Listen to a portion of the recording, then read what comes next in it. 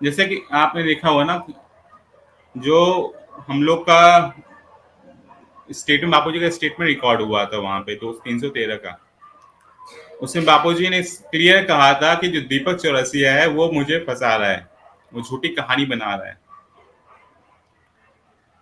फिर जब हम अपील में गए हैं तो हम लोग का मेन मोटिव ही है, मेन ही ग्राउंड है अपील का कि मीडिया ट्रायल है, और केस प्रूव करता है इस चीज को कि मीडिया ट्रायल था।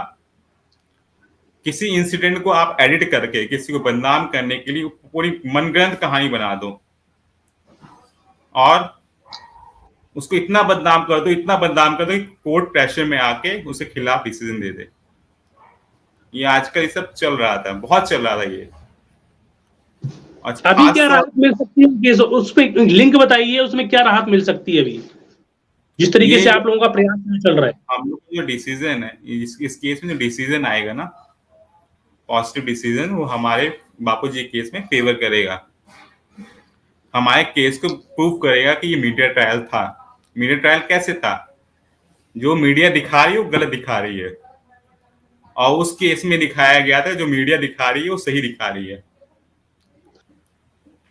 देखिए मैं आपको इतना बता दूं, पहले जो बापू जी का केस था उसमें पुलिस ने पहले रिकॉर्डिंग की थी सारी चीजों की, सब कुछ रिकॉर्ड करने के बाद फिर उसके बाद लड़की को समझाया गया था जो बापू जी का केस में, और बाकी उसके खिलाफ बाकी और एविडेंसेस तैयार किए गए थे। और जो हमारा केस है वो इस चीज को प्रूव करता है कि जो मीडिया ने दिखाया बापू जी को फंसाने के लिए वो पूरा गलत था, प्योर गलत था,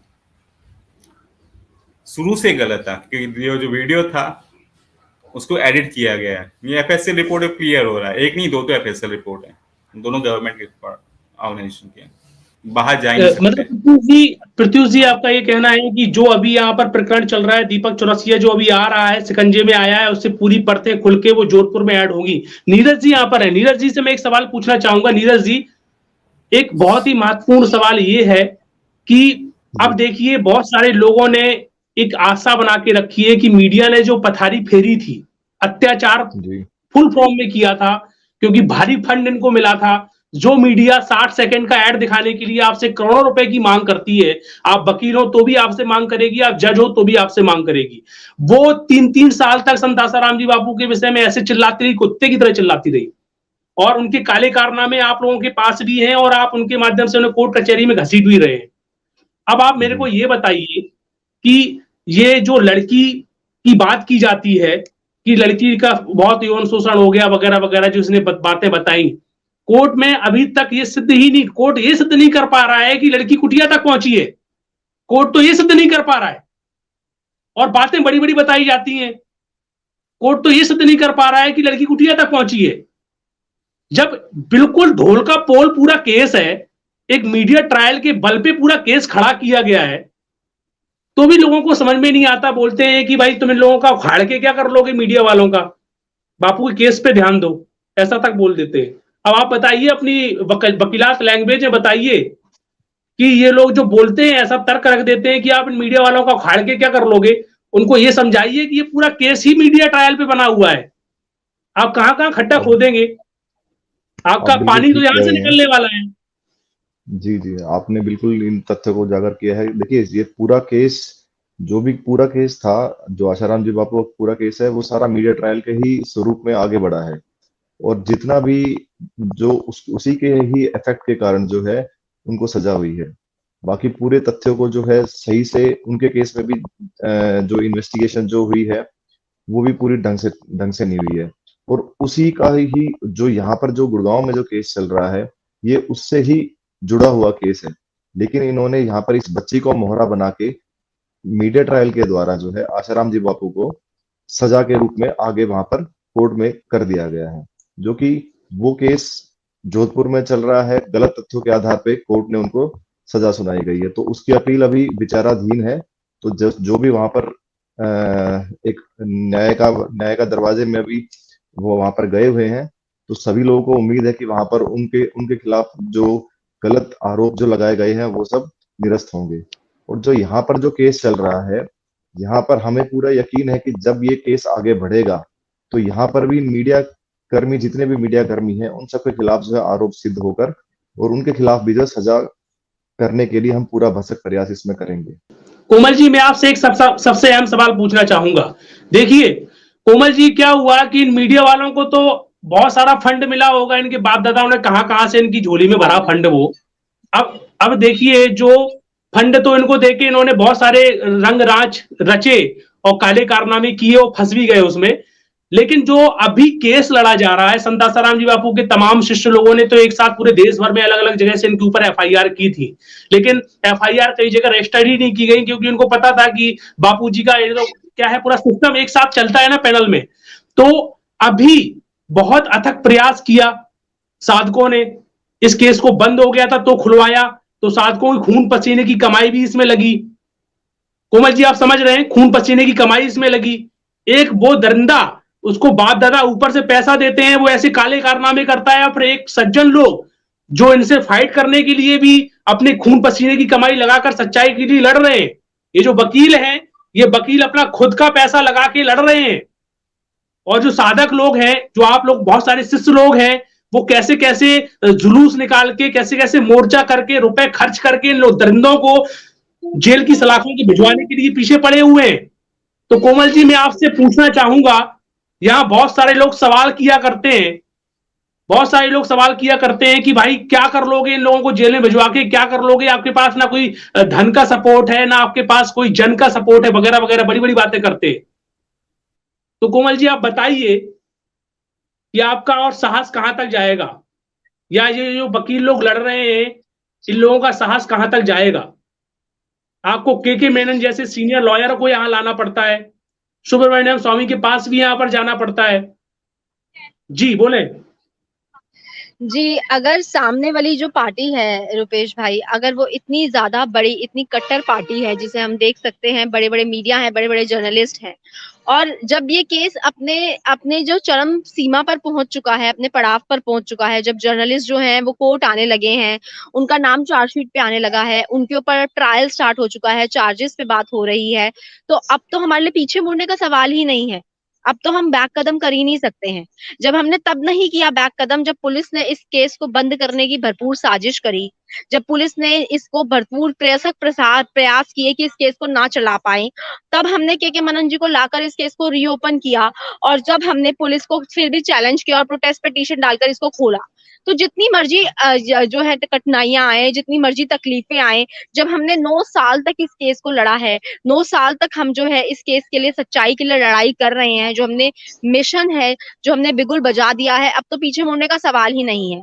और कहा जाता है कि जब जब हम लोग सच्चाई के लिए, जब जब जब हम लोग धर्म के लिए आगे बढ़ते हैं, तो अब पीछे वाले तो बाद में करते हैं, जो अपने लोग होते हैं वो पहले जो है वो गलत बातें करते हैं। जिस तरह से कई बातें सुनने को आती है कि हम किस तरह से कर सकते हैं, जब दीपक चौरसिया के हम क्या बिगाड़ लेंगे, और वो इतनी बड़ी पार्टी है, वो इतना बड़ा मीडिया का जर्नलिस्ट है, उसमें इतने बड़े बड़े सरकारी जो है उसके ऊपर जो है हाथ रखे हुए हैं। तो अगर बिगाड़ना है, अगर हमें कुछ करना है, तो हम प्रॉब्लम्स की तरफ नहीं देख सकते, हमें सिर्फ सॉल्यूशन की तरफ देखना है। हमें बड़े बड़े लॉयर्स भी रखने पड़ते हैं, क्योंकि जब मीडिया की पार्टीज आती हैं तो वो तो बड़े बड़े नाम रखते हैं अपने लिए, बड़े बड़े पत्रकार रखते हैं, क्योंकि उनके लिए मुद्दा जो है उनके लिए बड़ा नहीं है, क्योंकि उनके तो कई लाखों के पैकेजेस हैं, उनके ऊपर तो बहुत बड़े चैनल्स के सपोर्टर्स खड़े हैं जो प्राइम टाइम कर रहे हैं अपने बड़े बड़े चैनल्स का, इंडिया टीवी का, इंडिया न्यूज का, न्यूज 24 का, रिपब्लिक भारत का, उनके साथ तो बहुत बहुत रसूखदार पार्टीज खड़ी हैं। लेकिन जो लड़ाई लड़ रहे हैं, जो कंप्लेनेंट है, वो क्या वो इतना बड़ा है? क्या वो इतना इतना क्या कहते हैं, उसके पास इतना धन बल, उसके बाद इतना सामर्थ्य बल, और उसके बाद इतना क्या कहते हैं, जिसे कह सकते हैं कि इतना भागम दौड़ करने की है? अगर हम जैसे एनजीओ जो है उस बेटी की इज्जत के लिए, उस बेटी की सच्चाई की लड़ाई के लिए, उस बेटी की ऑनर के लिए खड़े नहीं होते, तो मेरा सवाल है आज पूरे देश से, और मेरा सवाल है आज समाज के ऐसे इंटेलेक्चुअल्स पत्रकारों से, तो क्या होता? तो कौन कौन खड़ा होता, और क्या वो चुप नहीं लगा देती? डिबेट का भी अंत होने वाला है। मैं ये कहना चाहता हूं कि जैसे आप बार बार ये कहते हैं ना, इसके अंदर देखो, साधक या नॉन साधक जो भी हो, इसके ये सामाजिक संगठन है, जैसे कि ये जनजागरण मंच है, ये कोमल जी का संगठन है, इस तरह के सामाजिक संगठन ही अपनी नेक कमाई से इस केस को लड़ रहे हैं। जो लोग भी इन संगठनों से जुड़े हुए हैं वो ही अपनी नेक कमाई से वकील साहब वगैरह की जो भी फीस खर्चा है उसके लिए वो देते हैं। और इसके अंदर अच्छे अच्छे वकील हमारे हैं, जैसे अभी आपने नाम लिया के मेनन जी का, धर्मेंद्र मिश्रा जी है, धीरज जी हैं, प्रत्युष भाई हैं, बड़े कवेटेड जो का एडवोकेट्स हैं सारे, और बड़े दिल से लगे हुए हैं इसमें। जो एक संत, महान संत के साथ जो अन्याय हुआ, एक बच्ची के साथ जो अन्याय हुआ है, उसके लिए ये संगठन पूरे दिलो जान से काम करेंगे। और हम आपको ये विश्वास दिलाते हैं कि इस केस को हम बिल्कुल आखिर तक जो कर नहीं छोड़ेंगे, चाहे हमें सुप्रीम कोर्ट तक भी जाना पड़े। कई हम लोग का दिल दुखता है जब अन्याय होता है कई बार, और वो तब होता है जब सामने सब कुछ दिख रहा होता है फिर भी गलत हो रहा होता है, वो भी मीडिया जैसे ऐसे मीडिया का है। इस केस में हम लोग को बहुत परेशानी हुई, शुरू से एंड तक बहुत परेशानी हुई, अभी परेशानी झेल रहे हैं। हमें सपोर्ट करने वाली न मीडिया थी, नहीं पुलिस सपोर्ट कर रही है, कोर्ट भी सपोर्ट लेना पड़ रहा है जबरदस्ती, क्योंकि हम लोग ऐसे लोगों से लड़ रहे हैं कि वो बहुत पावरफुल हैं। लेकिन इसका मतलब ये नहीं है कि वो जीत जाएंगे या वो हमेशा ऐसे रहेंगे, समय बदलता है। तो ऐसे वकील साहबों का भी मैं जो है बहुत बहुत धन्यवाद करना चाहती हूँ। और डेफिनेटली ऐसे सब साधक जिन्होंने हमें मदद किया, जिन्होंने इस केस को इतने आगे तक पहुंचाया, पैसों का कंट्रीब्यूशन देखिए, अगर हम चलेंगे, अगर हमें वकील को रखना है, अगर हमें कोर्ट के पेपर्स लगाने हैं, कोर्ट में हमें लड़ना है, तो वो लड़ाई आसान नहीं होती है। और एक लड़ाई जब 9 साल तक की लड़ाई हो, तो आप समझ सकते हैं रुपेश सर कि 9 साल लंबी लड़ाई को बिना पैसों के लिए तो हम लड़ ही नहीं सकते, जब सामने वाली पार्टीज इतनी बड़ी बड़ी हो। तो जब केस बंद कर दिया गया, तब जब के मनन जी आए गए, फिर धर्मेंद्र मिश्रा जी आए गए, तो सब जगह जो है पैसों की तो जरूरत रहती ही है। परंतु मैं उन सब साधकों के अंदर की उनकी जो पीड़ा है, उनका जो जुझारूपन है, उनका जो प्रेम है अपने गुरु के प्रति, और उनका जो एक बच्ची को न्याय दिलाने के लिए जो जज्बा है, मैं उसको जरूर सलाम करना चाहती हूँ। क्योंकि अगर वो नहीं होता, ऐसे करोड़ों साधक हमारे साथ नहीं होते, ऐसे अनंत साधक हमारे साथ नहीं होते, तो क्या ये केस रीओपन होता? क्या इस केस को हम चैलेंज कर पाते हाई कोर्ट में? क्या बच्ची को न्याय मिल पाता? क्या ये बंद नहीं हो जाता मधुर बजाज की कोर्ट में? क्या खुल पाता ये? क्या हम ला सकते थे के मनन को? क्योंकि हम बहुत मिडिल क्लास लोग हैं। उन लोगों से लड़ाई करनी जो सत्ता में बैठे हैं, उन लोगों से लड़ाई करनी जो बड़े बड़े अपने आप को व्हाइट कॉलर पहन के अपने आप को देश के जर्नलिस्ट कहते हैं, जो बोलते हैं कि देश के मुद्दों को हम देश के सामने रखते हैं, ऐसी झूठी पत्रकारिता से लड़ना आसान नहीं है भाई साहब। जब ये बात आ ही गई है तो थोड़ा मिडिल क्लास की हम बात कर लेते हैं। इस देश की आजादी की लड़ाई ही मिडिल क्लास के लोगों ने चालू की थी, उन लोगों ने चालू की थी जो झोपड़ियों से निकले थे और वो कहां कहां तक गए थे। अब मैं एक सवाल आपसे पूछना चाहता हूं कि ये अत्याचार हुआ, संत आसाराम जी बापू की अत्याचार सब लोगों ने देखा, तमाम शिष्यों ने जगह जगह पर केस किए मीडिया को लेकर, बहुत सारे उसमें हिंदुत्ववादी संगठन भी थे, लेकिन कहीं पर उनको डरा दिया गया, कहीं पर उनको ये बोल दिया गया कि भाई तुम कैसे लड़ पाओगे, वो तो बड़ी ताकत है, तुमको बहुत सारा रुपए खर्च करना पड़ेगा, तो उन्होंने बैक केस ले लिए। फिर आप लोगों का एक पैनल चला, आप लोगों ने यहाँ तक इस लड़ाई को लेके आए। तो मैं आपसे ये पूछना चाहता, इस तरीके से आपने बोला कि हम मिडिल क्लास के लोग हैं, तो लड़ाई तो आखिर मिडिल क्लास के लोग ही लड़ते हैं। अब ये जो बापूजी का जो प्रकरण है वो पूरा मीडिया ट्रायल पे ही खड़ा हुआ है। अब बड़ी बड़ी लोग बातें करते हैं कि हम बापूजी के लिए मर मिट जाएंगे, बड़ी बड़ी बातें करते हैं कि हम ये कर डालेंगे, वो कर डालेंगे। जिन कुत्ता गैंग के लोगों ने इतना अत्याचार किया, और उन कुत्ता गैंग के लोगों को अगर ये लोग अपने समाज के बीच में एक्सपोज करने में अगर पीछे हट जाते हैं, या फिर जो लोग बोलते हैं कि हम संत आसाराम जी बापू के लिए मर मिटेंगे, उनको न्याय, उनकी बातें समाज जिनका सुनती है रोज, जिनके बराबरी में बैठकर जो खुद पीएम मोदी जी के साथ इंटरव्यू लेता है, उसके क्या काले कारनामे हैं, ये काले कारनामे उनके शिष्य लोग ही एक्सपोज नहीं करेंगे तो क्या कोई बाहर से करने आएगा? ये जवाबदारियां तो तमाम जो अपने आप को बोलते हैं कि संत आसाराम जी बापू के हम अनुयायी हैं, उनकी हैं। पहले तो उनको ये समझना होगा कि ये पूरा केस कैसे एक मीडिया ट्रायल पे खड़ा हुआ है, और जो ताकतों से आप लोग डरते हैं कि हम क्या कर पाएंगे इन ताकतों का, ये तो बहुत बड़ा बवंडर है, तो उनको इतिहास उठा के देख लेना चाहिए कि इस देश की लड़ाई ही ऐसे लोगों ने ही लड़ी है जो झोपड़ी पट्टी से ही बाहर निकले हैं। और आज जिन्होंने लड़ाई लड़ी उनका कोई इतिहास नहीं बन पाया आज, तो भी उन्होंने लड़ाई लड़ी, उनके हृदय में संतोष हुआ। आज जो लड़ाई की बात करते हैं आसाराम जी बापू के लिए, और बहुत सारे केस जो किए थे वो पीछे कर लिए मीडिया के सामने, अरे ये वही मीडिया है जिसने बोला था कि 1000 लड़कियों का बलात्कार किया संत आसाराम जी बापू ने। यहाँ पर कोर्ट के पास एक एविडेंस नहीं है, एक लड़की को सिद्ध नहीं कर पा रहे हैं ये लोग। 9 साल से अंदर रखा है। इनकी कायरता के ऊपर यहाँ वकील साहब बैठे हुए हैं। मैंने इस केस का अध्ययन किया तो इसमें 1000 ऑफिसरों ने काम किया है। अगर इन 1000 ऑफिसरों की थोड़ी सी बाल की खाल निकाली जाए तो ये सब नंगे मिलेंगे रोडों में, क्योंकि इन्होंने ऐसे कारनामे किए हैं। एक कारनामे के पीछे दूसरा कारनामा छिपा के रखा है। इनको बस एक्सपोज होने की जरूरत है। अब इनको एक्सपोज कौन करेगा? कोई विदेश से आके करेगा, या बाबा रामदेव के लोग आके करेंगे यहाँ पर, या रविशंकर के लोग यहाँ पर आके करेंगे बापूजी के प्रकरण को एक्सपोज, या फिर मोदी की टीम आके करेगी यहाँ पर बापूजी के प्रकरण को एक्सपोज। जो 1000 ऑफिसरों ने काम किया उनके काले कारनामों को एक्सपोज कौन करेगा? इस काली मीडिया ने जो बापूजी के ऊपर इतना अनर्गल कचरा फेंका, उस कचरे की रिकॉर्डिंग अभी भी है। आप जगह जगह जाकर केस कर सकते हैं लोगों के ऊपर, तो भी उससे बैक हट गए काफी लोग। एक साहसी टीम आगे निकली और दीपक चौरसिया को सबक सिखाया। तो मेरा सवाल ये है कि जो ऐसा बोल देते कि भाई हम तो मिडिल क्लास के लोग हैं, हमारी क्या वैल्यू है, हम क्या करेंगे इनके सामने, तो पर आप फिर डंकी चोट पे क्यों बोलते हो कि बापूजी के लिए मर मिट जाएंगे?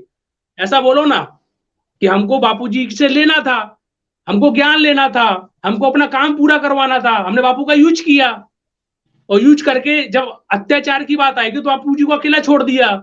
सीधा बोलो ना। तो ये जो तमाम तर्क आते हैं ये बड़े दर्दनाक हैं। मैं आपसे पूछना चाहता हूं, क्योंकि आपके मुख से ये मिडिल क्लास की बात निकली थी। इस देश को मिडिल क्लास के लोगों ने ही आगे बढ़ाया है। इस देश को मिडिल क्लास के लोगों ने सूरवीर दिए हैं।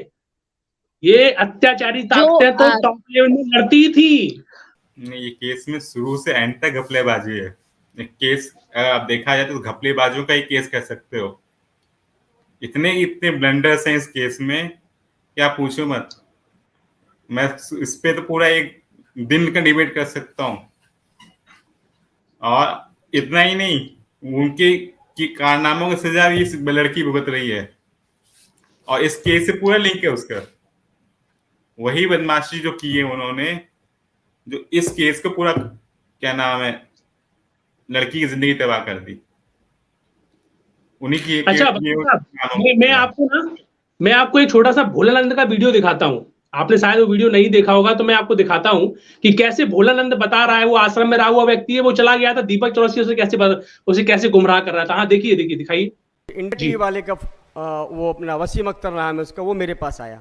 मेरे पास नंबर है बाकायदा, जिन जिन से मेरी बात होती थी, जिन जिन लोगों ने मुझे फंसाया है, मैं उन सबके आपको डिटेल वाइज बता दूंगा। मैं आपको मीडिया क्या करती है, ये हरामखोर मीडिया मेरे बोलना पड़ता है, क्योंकि एक मुझ जैसे साधारण व्यक्ति को रूम में बंद करके आप कुछ ही बुलवा लेते हो। मुझे कौन, मैं तो किसी को नहीं देख सकता वहाँ पे। आज मैं लाखों करोड़ों लोगों के बीच में बोल रहा हूँ। आप में अगर सच्चाई दिखाने की है कुछ ताकत मीडिया के अंदर, तो आज दिखाए कि मैं सरेआम बोलता हूँ। मैं वो दिन भी दूर नहीं है, वो दिन दूर नहीं है जो उसी कटघरे में मैं खड़ा होऊंगा और दीपक चौरसिया सामने मेरे खड़ा होगा और गिड़गिड़ाएगा 1000 बार। वसीम अख्तर ने क्या किया, एक मैटर तैयार रखा था पहले से ही बना करके, मेरे को क्या क्या बोलना है पहले मेरे से लिखवा लिया उन्होंने। उसके बाद फिर इनके फ़ोन आने शुरू हो गए। उनके फ़ोन पे वसीम अख्तर के फ़ोन से भाई अपना ये अमृत प्रजापति है, ये महेंद्र चावला है, ये लोग क्या करते, जब मुझे बुलवाते उसके पहले नोट दिखाते। मैंने सही बताऊं, ज़िंदगी में बापूजी के द्वार में भी तो नोट नहीं देखे होंगे जितना मीडिया वाले मुझे दिखाते थे। वो भर भर के ट्रंक और सूटकेस वहाँ लेके बैठे होते थे, ये गाड़ी के अंदर ही, जिस गाड़ी मेरे को लेके जाते थे। ये मेरे को पेट में दर्द है, अल्सर है, मेरे काफ़ी समय से मरीज हूँ, भैया मेरे को नहीं बोलना इतना, और आपने तो मेरे को छोड़ ही नहीं रहे हो। उसी गाड़ी में 2-3 गुंडे बैठे होते थे इनके, कोई सब कच्छे वाले, लाल कच्छे वाले, बुरकी पहन करके। और फिर उन्होंने मेरे को मेरा रोड फ्लैट दिखा दिया। मेरा रोड है वहाँ पे, वहाँ फ्लैट दिखाया 70-80 लाख रुपए का। तो जब भी कुछ मना करूँ तो मेरे को प्रलोभन दे देवे, साथ में वो गुंडे बैठा रखे डराना धमकाने के लिए। मेरे आगे पीछे कोई है नहीं जो मेरे को बचा लेवे। वो गाड़ी में ऐसा महसूस लिया कि मैं आगे पीछे के जा ही नहीं सकता था। देखा आपने प्रत्युष जी किस तरीके से ये भोलानंद शख्स है, इसको क्या दिखाया था मीडिया ने कि चंडीगढ़ का संचालक है और इसने बहुत सारे कंकाल गाड़ के रखे हैं। नहीं, बहुत सारे चंडीगढ़ आश्रम में कंकाल गड़े हैं। फिर बाद में इसी को मारा गया तो बताया था कि मैंने ही खुद गड़वाए थे। मैंने क्या गड़वाए थे, मेरे को कहा गया था बाप दादाओं ने, ये मीडिया इनके बाप दादा बने हुए थे। उसने कितना अच्छा बताया कि देखिए इतने सारे पैसा दिखाते थे कि मैंने कभी देखे नहीं हमारे बाप दादाओं ने। तो इतना सारा पैसा इनके पास कहाँ से आता था? जो मीडिया वाले, आपने कभी देखा हुआ प्रेस कॉन्फ्रेंस करेंगे ना, कुत्ते की तरह बोलेंगे भाई हमको थोड़ा डीजल पेट्रोल का पैसा दे दीजिए, आपकी प्रेस कॉन्फ्रेंस में आए, हम उसका न्यूज छाप देंगे। वो मीडिया वाले इसको करोड़ों रुपए दिखाते थे और फिर बोलते थे कि हाँ बोल, तो ये करोड़ों रुपए कहां से आए होंगे। वो कैसे कैसे, मतलब इन्होंने कितनी लुटिया डुबाई है और इस देश के लोगों ने देखा है। और इतना बड़ा सच अगर हम समाज के सामने एक्सपोज नहीं कर पाए तो धिक्कार है यहाँ के देश के प्रधानमंत्री को, यहाँ के देश की मुख्यमंत्री की सरकारों को। ये लोग तो खुद देख रही हैं, लेकिन क्या करें, चमचागिरी और चाटने से ऊपर ही नहीं उठ पाते हैं। अब आप बताइए प्रत्युष जी कि ये देखा आपने? ये तो आम बात है, ये बड़े बड़े मीडिया के लिए आम बात है। और आपने कहा पैसे कहाँ से आते हैं, ये मीडिया ट्रायल ही इसका पार्ट है।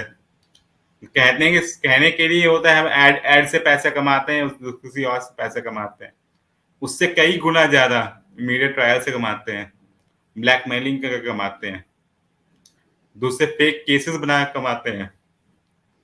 इन लोगों का sources of illegal sources of money बहुत हैं, बहुत हैं। आप इसमें मत करिए बहुत, क्योंकि उनके कई चीज डिस्क्लोज हो जाएंगे, भी अच्छी नहीं बात है।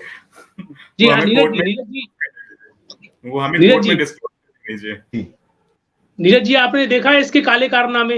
यही मीडिया थी बोलती थी कि ये आश्रम वाले ये ऐसा बोल रहे हैं, ये भाई भगोड़े लोग थे, इनको पहले से ही लात मार के निकाल दिया गया था क्योंकि इनके काले कारनामे थे। जो रुपया देख के बिक जावे वो व्यक्ति संस्था में क्या क्या गुल खिलाएगा।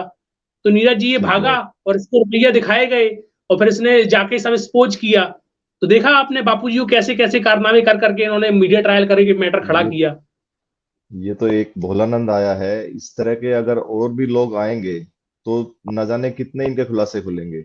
लेकिन वही है अरे कि 1000 ऑफिसरों ने काम किया है। 1000 किसे कहते हैं? इनकी अगर देखा जाए, इनकी ढोल की पोल निकल जाए ना तो सब अभी रोड में इनके पास वो नहीं होंगे, सब अन्न का ढकने के लिए कपड़े। मीडिया के सारे जितने भी डिबेट्स हैं मोस्टली जो है स्क्रिप्टेड होते हैं। उसमें लोगों को ऐसे ही तैयार करके उनको पढ़ा के बुलवाया जाता है। तो ये सब चीजें उनके लिए बहुत आम बात है। और पैसा जो है वो फंडेड है, वो उनका पैसा नहीं है। जो लोग अपना जो एक मन गढ़ंत जो एक प्रोपेगेंडा जो चलाना चाहते हैं तो वो उस तरीके से उनको पैसा दे कुछ भी बुलवा सकते हैं। तो ये तो आम बात है मीडिया के लिए। और उसी टीआरपी की जो होड़ में जो इन्होंने जो बापूजी के जो केस और जो फिर उस बच्ची को जो एक मोहरा बनाया है, हम उसी को न्याय दिलाने के लिए इनका प्रयास कर रहे हैं।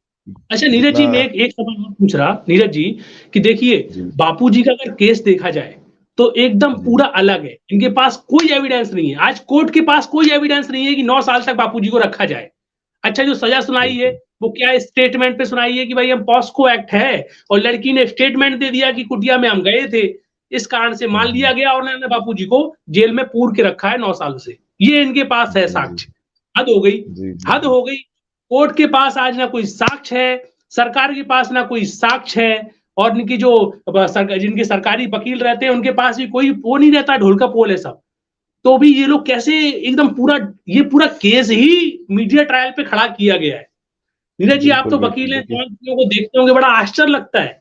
जिस केस में लड़की खुद ना सिद्ध कर पा रही हो, जिस केस में लड़की ये तक नहीं बता पा रही हो कि मेरे साथ भाई ये कौन था व्यक्ति, क्या था, कैसा था, बस एक नाबालिग है उसने बोल दिया। और नाबालिग बोलते, अरे वो फिर लड़की के जो संत आसाराम जी बाबू के पक्ष वाले जो भी जितने भी एविडेंस हैं, वो लड़की बालिग सिद्ध होती है उसमें, उसको जबरदस्ती हाई स्कूल का सर्टिफिकेट दिला के नाबालिग सिद्ध करने पड़े हैं। जितने भी जो त्रुटियां हैं, मैं वही कह रहा हूं, जितने भी जो की बात लगा के रखी है इन्होंने, जो केस की जो खामियां हैं उनको हमें अपील में अच्छे तरीके से उजागर करना चाहिए। जो हमारी आर्गुमेंट्स हो तभी हम बापूजी के साथ न्याय कर सकते हैं। तो वो मुझे लगता है कि जो वहां पर जो एडवोकेट्स हैं उनके, वो इन तथ्यों पर जरूर गौर करके बापूजी के जो उनके फेवर में जो है वो उनको न्याय दिला पाएंगे। ये सब चीजें उनके लिए बहुत बहुत महत्वपूर्ण रहेंगी। जो भी चीजें ये तो क्योंकि आम आदमियों को पता है, तो और वो केस की बातें हैं, तो केस में तो जब उन चीजों को उजागर होगा तो उनका बहुत सहयोग मिलेगा उन चीजों के लिए। जी दोस्तों, इस समय हमारा पूरा समय पूरा हो गया है। दोस्तों हम बता दें कि आज की जो डिबेट थी हमारी, ये पूरी गैंग के ऊपर थी। ये एक ऐसी गैंग जो मीडिया के नाम पे कलंक है। भारत में मीडिया शब्द बहुत ही सुंदर है, जिसे नारद की उपमा दी गई है। जिसे बोला जाता है नारद जी, मतलब वो एक सूचना यहां से वहां पहुंचाना, बड़ी पारदर्शिता से पहुंचाना, इतने पवित्र शब्द को ये इस गैंग ने बदनाम किया। मीडिया, भारत की मीडिया जो आज कुत्ते की तरह वहां पर कोर्ट में जाती है और एक काला मुंह लेके जाती है, किस तरीके से उन्होंने काले कारनामे किए और उनका प्रमाण इनको दिखाना पड़ रहा है। तो जिस तरीके से इन्होंने अत्याचार तो बहुत किया है, संत आसाराम जी बापू का पूरा केस मीडिया ट्रायल पे है।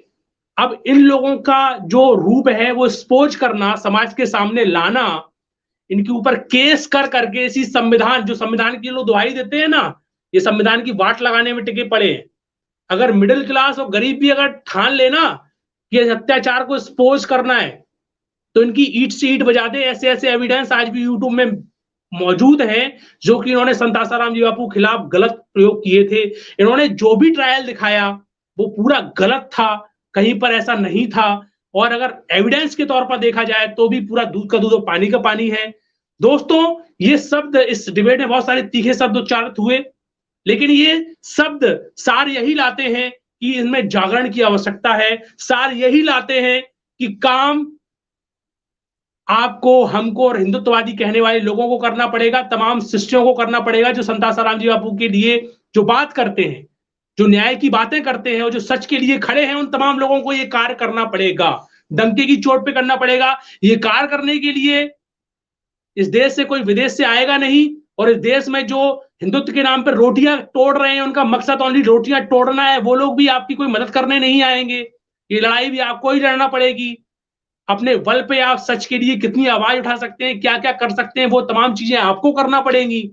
कोई आपको स्पेशल मार्गदर्शन करने वाला कोई एक स्पेशल बंदा ऊपर से भेजा नहीं जाएगा। ये कर्म भूमि है, यहाँ पर कर्म भी अपने आप से फाइट करके करना पड़ेंगे।